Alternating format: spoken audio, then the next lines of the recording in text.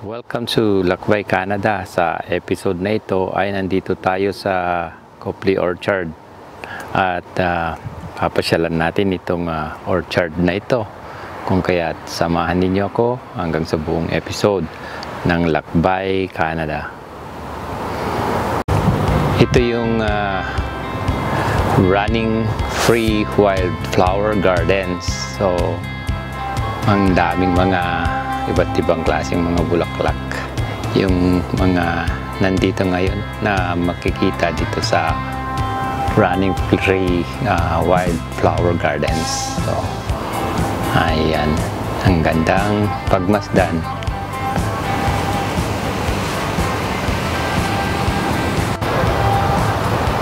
Ito naman yung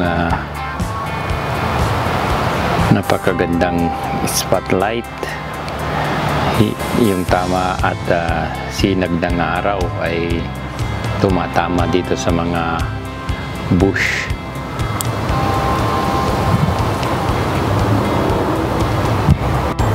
Nandito na tayo sa mga blueberry section. Ayan, ito yung mga blueberry. Medyo nahihinog na yung ibang mga bunga nito. Ayan, so napaka-liit na puno pero napaka-raming mga bunga. Ayan oh, ang dami. Mandakin mo sa dami ng bunga ay naglupaypay na itong puno ng blueberry. Ayan, so ito yung mga blueberry na makikita dito sa may Copley Orchard.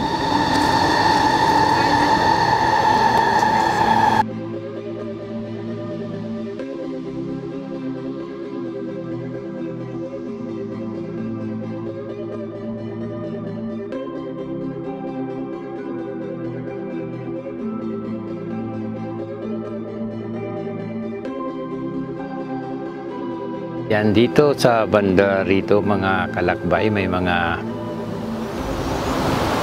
berries na pulang-pula na yung kulay ng mga bunga. So napakadaming berries na ito. Ayan, napakaganda talagang pasyalan itong Copley Orchard. May mga grapes naman dito sa banda rito, kaya lang mga butil pa lang sila at medyo matagal-tagal pa na time bago nila ito ma-harvest. Ayan, mga grapes.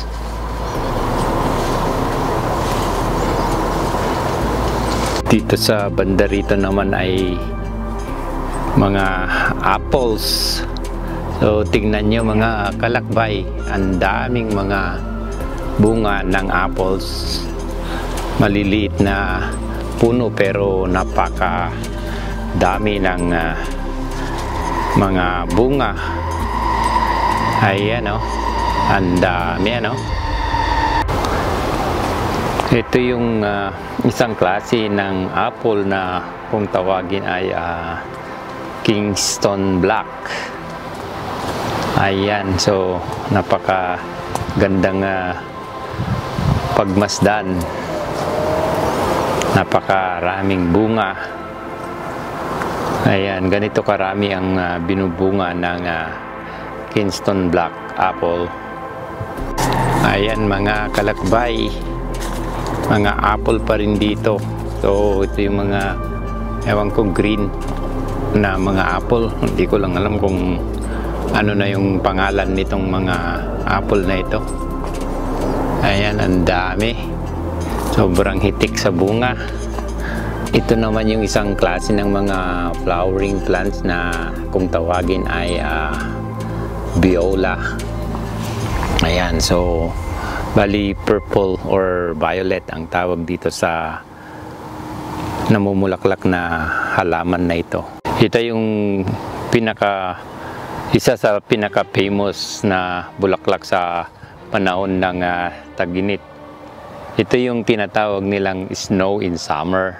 So, para kasi siyang nag-snow sa kalagitnaan ng summer. So, napakaganda rin siyang mga bulaklakan, mga kalakbay. Ayan, so napaikutan pa rin tayo ng apple. So, ito naman yung Mason Bee Hotel. Ayan. Mason Bee Hotel. Dito sila nag-hotel yung mga bees. Ayan. So, makikita nyo itong mga apples dito ay talagang napakarami, mga kalakbay. Ayan. So, super dami talaga ng apple. Ito rin mga kalakbay ay isang small library. Ayan, so pwede kang kumuha ng libro, pwede kang mag-donate ng libro. Buksan natin itong small library. Ayan, ito yung mga libro na pinapahingi nila. So, give and take. Yun yata yung ibig sabihin ng library na ito. Ayan, so itong puno na to ay hindi ito fair. Ito ay isang queens. Yan. Queens ito. Napaka dami ring bunga. So, hitik na hitik din siya sa bunga. Yan. So, mga kalakbay, i-close up natin itong queens. Ayan. Para nga siyang fairs, pero hindi nga siya fairs. Ayan mga kalakbay, marami talagang mga natanim dito sa area na ito. Dito sa may Copley Orchard. Ayan, ito green plum. So ito yung plums. Ayan, mga plums ito. At dito naman mga kalakbay ay picnic area kung saan pwede kang magdala ng mga pagkain mo at habang nagpapahinga ka, pwede kang kumain dito. So ito yung neighborhood namin dito sa Nanaimo. Ayan, dito mo mararamdaman yung napakagandang neighborhood. Ayan, so ito yung cherries, kaya lang nakuha na nila yung mga bunga, so end of season na ng cherries. So natapos na silang nag-pick. Ayan, maraming mga cherries dito, kaso nga na-pick na nila, kaya hindi na natin naabutan. Ayan, so hanggang dito na lang tayo mga kalakbay. Please like and subscribe, and see you again sa susunod pa nating mga vlog.